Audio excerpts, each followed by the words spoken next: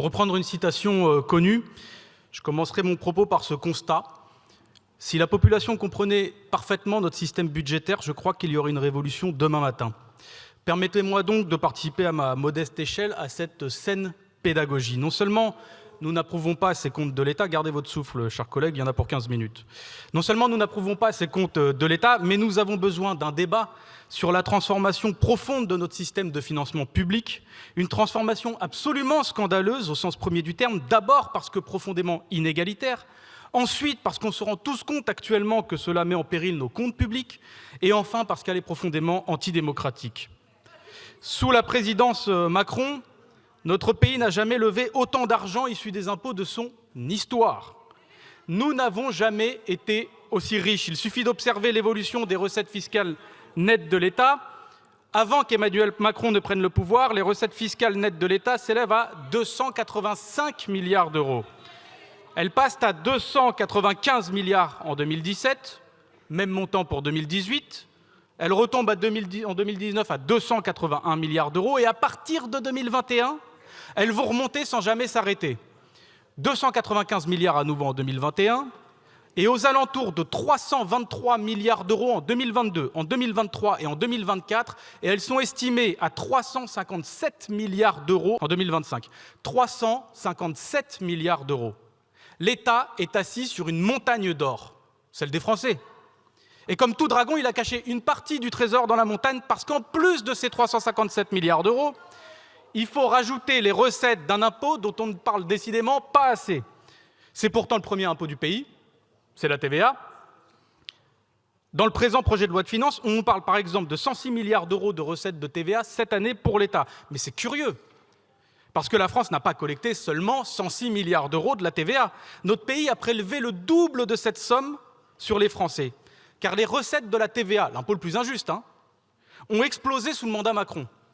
On est passé de 163 milliards d'euros de TVA nette collectés en 2017 à 186 milliards d'euros en 2021 et à 217 milliards d'euros en 2024. En 7 ans de mandat Macron, les recettes de TVA ont bondi de plus de 50 milliards d'euros. 50 milliards d'euros supplémentaires, c'est-à-dire juste le budget de notre défense nationale. Rien que ça. Et alors, si nous sommes si riches, mais que le budget de l'État est en grave déficit, mais qu'est-ce qui se passe? Mais qu'est-ce qui se passe? Où va cette masse d'argent considérable, payée par les Français, les plus précaires, au supermarché, notamment au caddie, dans des produits alimentaires dont le prix a explosé avec l'inflation? Où va cette fortune payé avec la sueur et les larmes de certaines familles? C'est un député d'une ville, Roubaix, qui connaît un taux de pauvreté à plus de 40% qui vous parle. Où va cette fortune? Mais on est face à un véritable scandale d'État. Car une chose est désormais connue et reconnue, cette fortune va de moins en moins dans le budget de l'État. Je vous donne un fait indiscutable. 100 milliards d'euros de la TVA ne vont plus dans le budget de l'État, c'est-à-dire l'équivalent de 2 fois le budget de notre défense nationale. Et ce, sans qu'il y ait eu un seul débat d'ampleur nationale sur le détournement de cet argent. Et ce n'est pas un détail. L'argent du budget de l'État, il sert à financer la solidarité. L'argent du budget de l'État, il sert à financer des services publics. L'argent du budget de l'État, c'est la transition écologique. Et surtout, l'argent du budget de l'État, il est discuté tous les ans ici à l'Assemblée. Mais là, on a 100 milliards d'euros qui ont été exfiltrés du budget de l'État sans qu'on ne sache vraiment à quel moment on en a discuté dans notre Assemblée. Sur décision des gouvernements Macron. Sans débat national, juste comme ça. C'est quand même, permettez-moi, c'est étonnant, vu que vous parlez, collègue Cazeneuve, quand on discute du financement de nos écoles, de nos hôpitaux, de nos armées, le gouvernement nous dit qu'on est à l'euro près, mais quand on ausculte chaque pupitre de classe pour voir à la loupe, voire même au télescope, si on n'a pas dépensé un centime d'euro, vous êtes là, mais quand 100 milliards d'euros s'envolent du budget de l'État, vous regardez vos pompes. Permettez-moi de relever quand même cette hypocrisie. Pour que tout le monde comprenne, il y a des graphiques éloquents, c'est celui du rapport de la Commission des finances du Sénat sur le projet de loi de finances 2024. Rien que visuellement, c'est saisissant, vous voyez, il y a un graphique. En 2017, l'argent de la TVA revenait presque uniquement à l'État. En 2024, regardez bien, c'est le rouge, l'argent de la TVA qui vient à l'État. Ça a rétréci au lavage quand même. Ça a rétréci au lavage. Et maintenant, on voit deux nouveaux acteurs qui perçoivent la TVA, la Sécu sociale et les collectivités locales. Et personne ne se demande pourquoi. Donc je vais commander par la sécurité sociale, vous allez voir pourquoi je suis contre, chers collègues. Le gouvernement a littéralement créé une TVA sociale. Littéralement. Une TVA sociale, c'est-à-dire la mesure qui était défendue par Nicolas Sarkozy, qui a fait chuter parfois en partie des gouvernements, reprise récemment par le responsable des Républicains, Éric Ciotti, enfin ça c'était avant la bataille du QG des Républicains, cette bataille épique qui opposa Valérie Pécresse contre Éric Ciotti, suspendu à son balcon. Cette TVA sociale, idée aussi simple que dangereuse, c'est-à-dire on diminue les cotisations patronales en les faisant financer par la TVA. Donc ce que les Français des classes populaires ou moyennes payent de TVA dans leur crédit de course par directement financer des cadeaux fiscaux aux entreprises, dont on sait à qui elles bénéficient majoritairement. Je vous donne un indice, ça commence par CAC, ça finit par 40. Et dans son dernier livre, le ministre Bruno Le Maire, avant son exil en Suisse, évoquait d'ailleurs cette TVA sociale. Il la chiffrait même.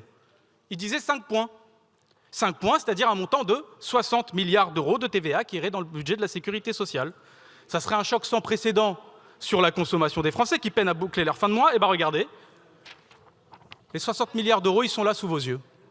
Voilà la TVA sociale. Et quand on lit les documents budgétaires de l'État, on les voit, 60 milliards d'euros pile, et on parle d'un phénomène qui est quand même très récent. C'est peut-être pour ça que peu de monde l'a vu. Parce que ça a commencé en 2019, alors qu'on était sur des montants relativement faibles avant de TVA transférée vers la sécurité sociale. D'un coup, on se met à transférer en 2019, alors que c'était avant 10 milliards, en 2019, on se met à transférer 46 milliards d'euros de l'argent de la TVA vers la Sécu. Un quart du produit de la TVA qui part d'un coup vers la Sécu. Et depuis cette date, c'est comme au PSG, les montants des transferts explosent. On passe à 53 milliards d'euros de TVA transférés à la Sécu en 2021, puis à 57 milliards d'euros transférés en 2022. Et pour l'année 2023, donc on en revient à notre graphique, 60 milliards d'euros de TVA. Et si vous avez des doutes sur les raisons de ces transferts, c'est la Cour des comptes qui vous le rappelle dès 2019.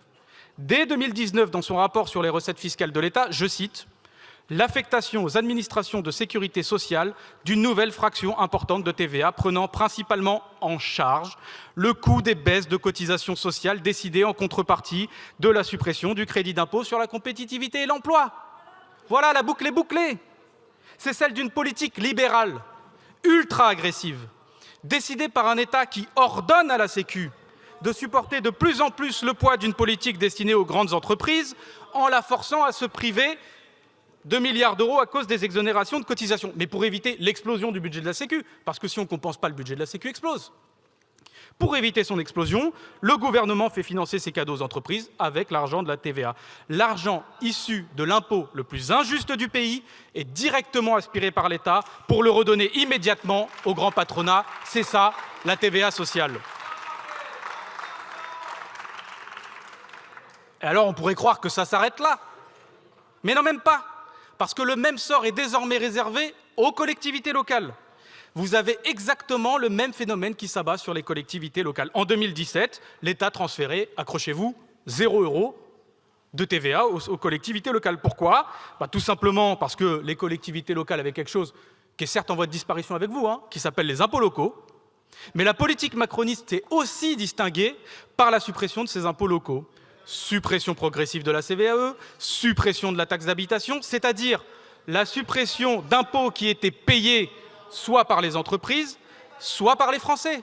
Mais avec une nuance quand même de taille pour la taxe d'habitation, parce que même si la taxe d'habitation était payée par une partie des classes moyennes, la taxe d'habitation, elle était majoritairement payée par les 20% des Français les plus riches. Donc en supprimant ces impôts, vous avez épargné encore une fois les Français les plus aisés, vous avez épargné les entreprises, sauf que sans ces impôts, comme la Sécu, le budget des collectivités locales ne tient plus, elle ne fonctionne plus, et vous le savez. Et donc c'est la raison pour laquelle vous avez, là aussi, fait payer l'argent avec l'argent de la TVA, votre politique de cadeaux fait aux plus riches et aux entreprises. Et on passe de 0 € d'argent de la TVA transféré en 2017 à plus, encore une fois, c'est dans le graphique, de 50 milliards d'euros de TVA transférés en 2024.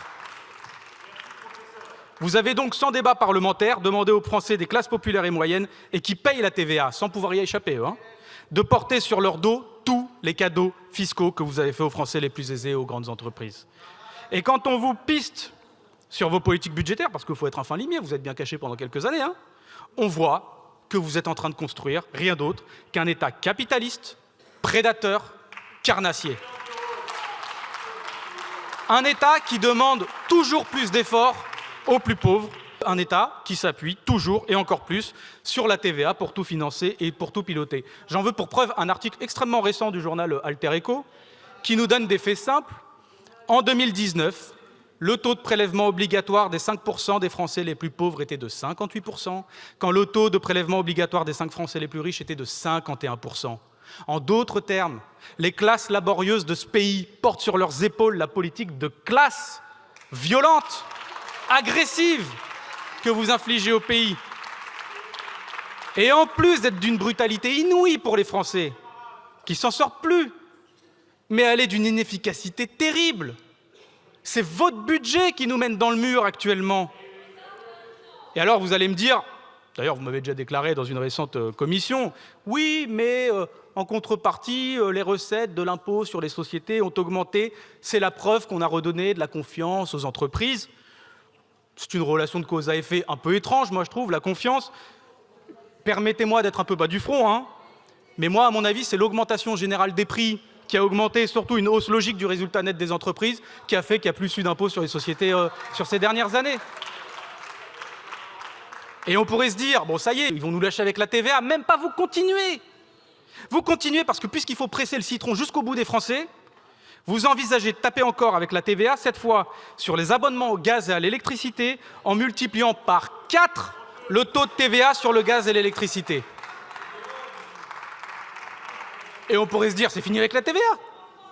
Toujours pas, puisque vous allez encore utiliser la TVA dans le budget pour frapper les collectivités locales. C'est ce que vous annoncez récemment avec les efforts de 5 milliards d'euros demandés aux collectivités. Quand je parle d'État carnassier, ce n'est pas une métaphore, hein. L'argent de la consommation populaire est entre les mâchoires maintenant d'un État capitaliste vorace, profondément inégalitaire. Et avec ça, l'État mâchouille aussi le peu qui nous reste de démocratie sociale et le peu qui nous reste de démocratie locale. Parce qu'en fait, vous êtes en train d'entrer dans le financement de la sécurité sociale. Vous êtes en train d'entrer dans le financement des collectivités locales. Vous êtes en train de les empêcher de se développer seuls avec des impôts locaux pour les collectivités locales, avec des cotisations sociales ou patronales pour la sécurité sociale. Et on connaît la suite. Une fois que vous aurez pris le pouvoir complètement dans ces budgets-là, vous allez nous expliquer quoi? Qu'il n'y a plus d'argent.